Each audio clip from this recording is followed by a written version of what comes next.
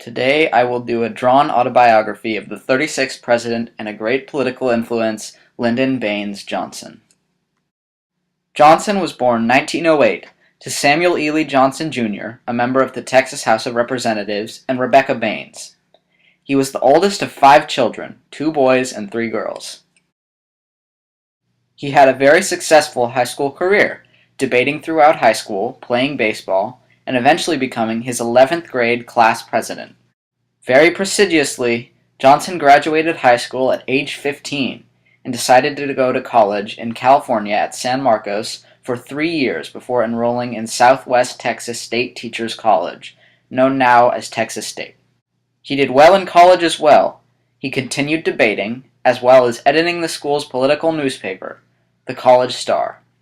Johnson was pressed for money to continue college, so from the years of 1928 to 1929, he taught Mexican-American children to pay his tuition. In 1930, he graduated from Texas State and went on to teach high school students that year in Pearsall, Texas, in the Samuel Houston School. Soon after, he helped campaign for a senator, Welly Hopkins, who noticed his spark and appointed him the legislative secretary. After that, in 1934, Johnson met his wife, Claudia Alta Taylor, who went on to have Johnson's 2 children and stayed with him up until his death. Soon after, Johnson had a short-lasting job as the head of the Texas National Youth Administration, which created government jobs for young people. In 1937, Johnson finally had his own political campaign, running for the House of Representatives based on a New Deal platform, of which he won and served for 12 years after.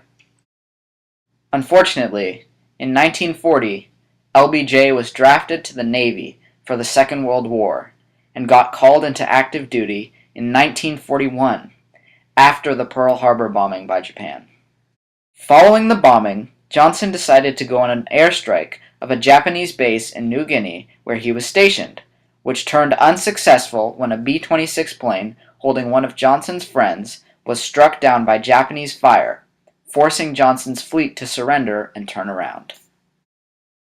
In 1948, Johnson was released from active duty for the U.S. Navy and decided to run for Senate, opposed by Coke Stevenson. Although Johnson won the election, Republicans dominated the Senate as well as the House of Representatives at the time. After Johnson's acclaimed work as a senator, he was promoted to Democratic Minority Leader at the youngest age ever, a youthful 45. Sadly, LBJ had a major problem: cigarettes. Since his adult life, he had been smoking up to 60 cigarettes a day leading up to his near-fatal heart attack. Following that, he proclaimed never to take up smoking after. Late in the election of 1960, Johnson campaigned for Democratic candidate, opposing the young and charming John F. Kennedy. JFK won, but realized he would not win the presidential election without the support of the Southern Democratic voters, who heavily backed LBJ. This led to Johnson begrudgingly becoming the vice president. He realized as vice president there was little to be done, and wanted to have a larger effect on the executive branch. JFK decided to use Johnson to overwatch national security policies instead. In 1963, the unthinkable happened. Kennedy was assassinated, leaving Johnson to be president. Just 2 hours following his assassination, Johnson was sworn into presidency, as he was on a plane leaving Dallas. He paid his respects to Kennedy many times, even naming NASA's Apollo Operation Center the John F. Kennedy Space Station. Shortly after the assassination, another presidential election was amidst, and LBJ would be opposing Goldwater this time. In the end, however, he won the overwhelming majority at 44 states to 6. As president, Johnson had many goals for the United States. Johnson enacted the Civil Rights Act, preventing discrimination based on race, sex, religion, and required a desegregation of schools and equal access to employment. He also doubled federal spending on schools from $4 to $8 billion, saying it would resolve poverty and public ignorance.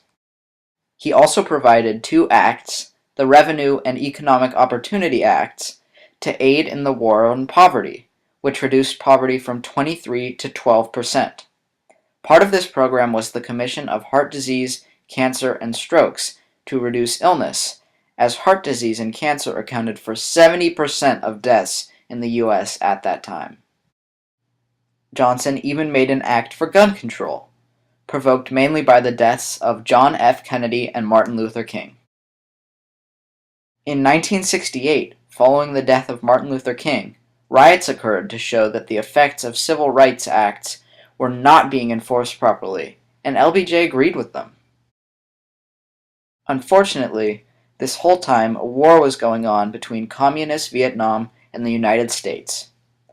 Johnson had many malicious tactics, like bombing many civilian inhabited areas of Vietnam and essentially lying about it to the American people. When individuals found out, they were mad. Johnson's approval ratings went down and down and down and down. He responded to the angry American Republic, saying no matter what way he approached the conflict in Vietnam, he would have been painted as a criminal in some fashion. In 1968, LBJ decided to run for re-election, as he had not technically served a full term following the death of JFK. He was opposing the highly respected Richard Nixon, and failed to inform people that he was terminally ill while he was running for the re-election, which in the long run probably lost the Democratic Party the election, with Nixon winning the election instead. In 1969, Johnson moved back to his ranch in Stonewall, Texas, to write a couple books and sadly take up bad eating habits and smoking again. He died of a heart attack in January of 1973, but his political legacy always remains strong.